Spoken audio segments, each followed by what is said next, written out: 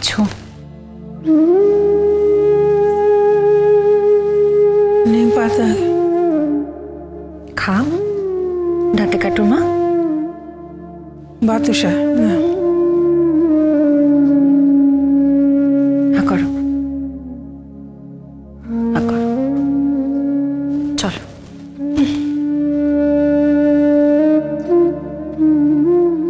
ছেলেটা মরে গেল বেদিনে। ছি ছি ছি, বোকামো কেউ করে নাকি? এসব কথা এখন থাক। ওদি ভাই, তোমরা ওপরে যাও, যাও কি নিয়ে ঘরে যাও। কেন কথা থাকবে কেন গো? কথা রাখা যায় নাকি সেরকম করে? এত বড় একটা দুর্ঘটনা ঘটে গেল। যত ভাবি কিছু বলবো না, দুদূর না বলে তো থাকতে পারি না। না এরকম একটা জটিলতার কি কোনো প্রয়োজন ছিল?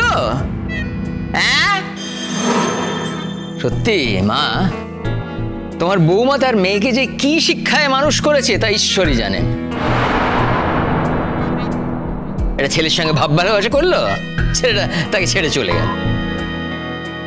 আদৌ সেই ছেলেটা ওকে ভালোবাসতো কিনা ভগবান জানে। এদিকে ও তো ধরে বসে আছে ভালোবাসতো। নাও এবার সামলাও, দুর্নাম। কত কথাই তো শুনলাম রশ্মি বৌদির কাছে। এমন হলো এবারে পৃথিবী ছেড়েই চলে গেল ছেলেটা। না এবার সামলাও, থানা পুলিশ তো হবে বোঝাই যাচ্ছে। হ্যাঁ মানে অনন্যা আন্টি তো সেটাই বলছিল। আফটার অল ওনার ছেলে মারা গেছে, কি হবে জানি না।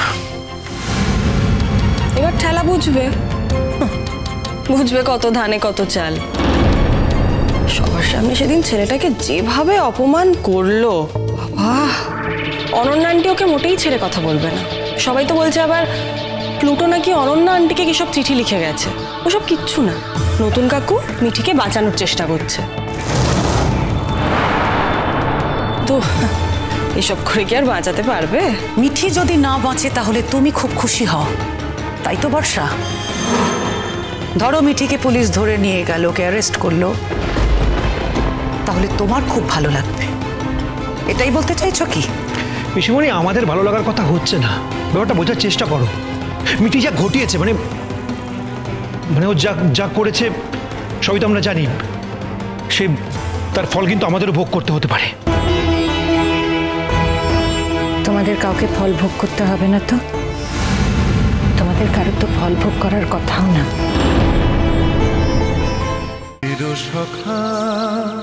চিরসখা সোম থেকে রবি প্রতিদিন রাত ৯টায় স্টার জলসায় ও জিও হটস্টারে।